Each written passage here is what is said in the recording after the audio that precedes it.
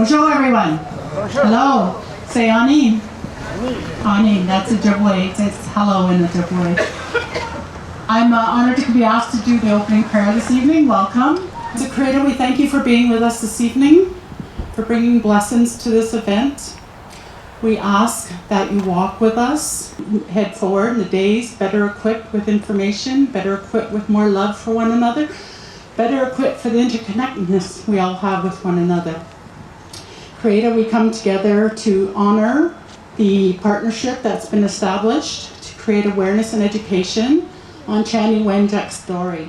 Now, Chanie Wenjack was a young lad who ran away from residential school in the 1960s. And when Gord Downie heard about his story, he felt compelled to do something about it. He was so moved. So you've come together here, and we ask Creator to bless us, and walk with us on this journey of life, that we have respect and kindness for one another, and that we really make this world a better place as human beings. Creator, we send prayers of love and care to these families, to everybody who's lost a loved one through residential school, to all the little spirits that are being uncovered, and to those of our communities that are still struggling with the trauma of this whole situation today. So to miigwech for listening to me, I just wanted to share that with you. So miigwech.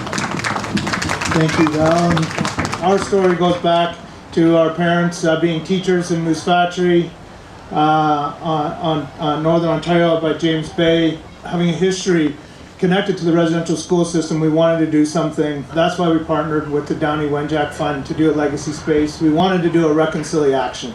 We wanted to make a stance, and we wanted to create a space that celebrated Indigenous culture, and we wanted to do something for our community. People who are living in Fergus Lower don't have exposure to that culture. I just wanted to have an opportunity where we could bring that culture home. I'm going to stop there. I'm going to introduce the Aazhibik Singers.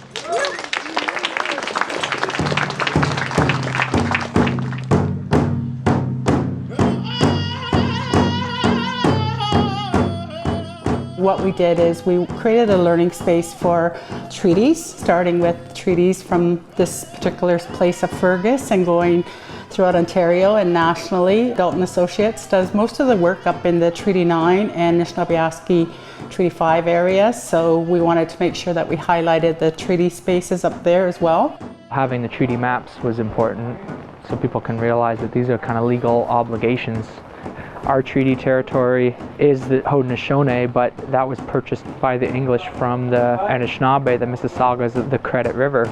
They're the original treaty holders, Anishinaabe people, so it's good to have Anishinaabe art as well as Haudenosaunee art, and then of course the Cree art from up north, representing the three different groups.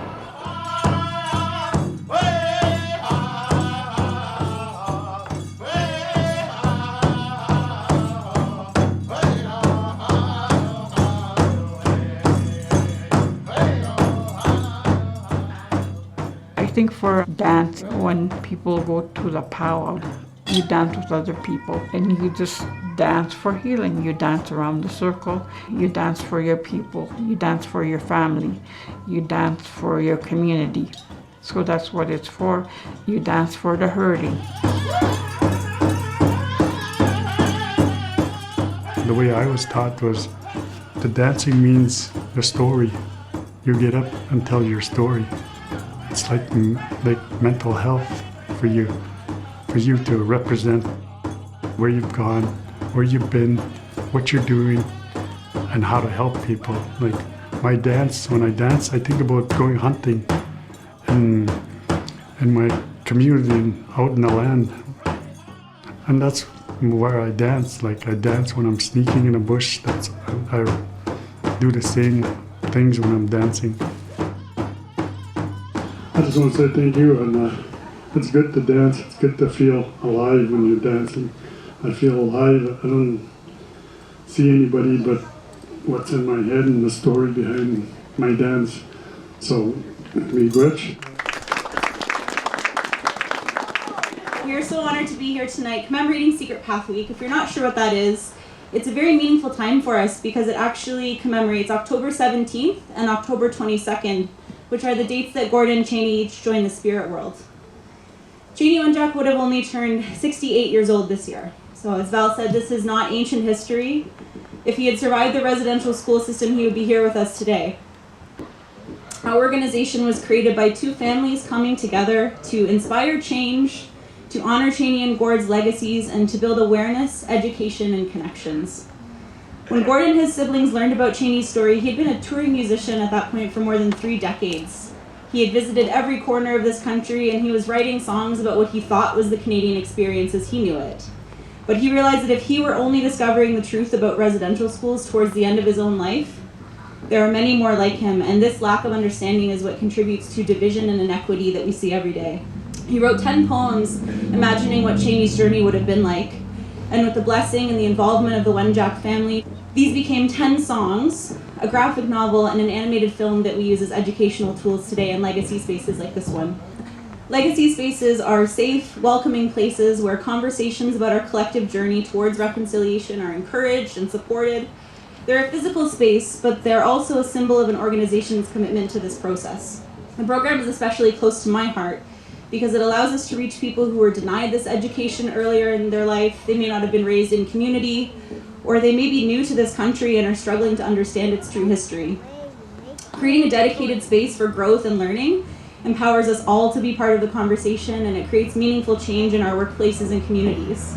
All it takes is that first step, or a small action that moves reconciliation forward. It's been very clear from the beginning that for the team at Dalton, this was never just a box to check off. It's not a plaque on the wall. It's not just an obligation. It's a passion project born from generations of this work in their family. And this legacy space is the latest demonstration of those values and innovation that set them apart from other organizations. Please join me in giving Dalton Associates a round of applause, and thank you all for coming here tonight and walking this path with us. Who knows Tragically Hip?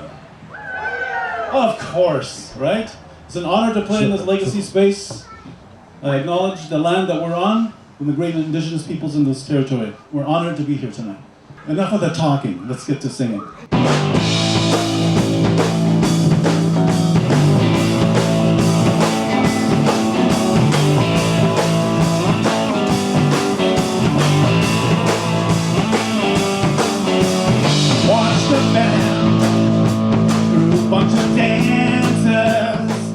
Well, reconciliation for me is more than just the word, it's action, and it's action into song, and song brings people together. So we bring people together to share the legacy and the truth about our history as Indigenous people, and to move forward in partnership, to work together to move past the wrongs of this country.